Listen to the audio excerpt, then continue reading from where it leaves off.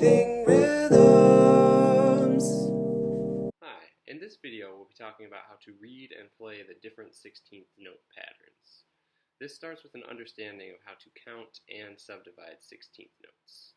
A good way to visualize this is to use 4 fingers on each hand.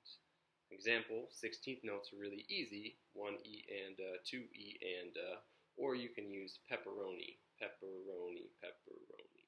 The different variations involve removing one note from 1 E and to create a new rhythm.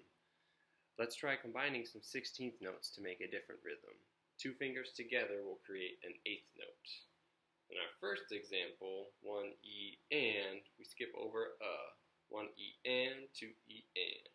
A good way to remember this rhythm, 1 E and, 2 E and, is to use the word cinnamon because the first 2 syllables are quick.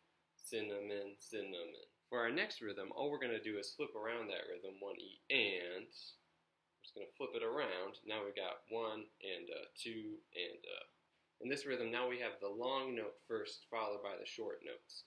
A good word to use to remember this rhythm is hamburger, hamburger, hamburger. For our next rhythm, we're going to get rid of the and in the 16th note pattern and put that long note in the middle. So now we have, instead of 1 E and we got 1 E, 2 E. A good way to remember this rhythm is the question, how are you, how are you? To get the next rhythm, you really need to subdivide all 16th notes in your head, but you're only going to play the first and the last of each group. So, 1 E and you're only playing the first and the last. 1, 2, 3, 4, For our last rhythm, the and the are both gone, so you have a short note at the beginning and then followed by a long note. You need to make sure that you subdivide during the E and because it's easy to jump this rhythm.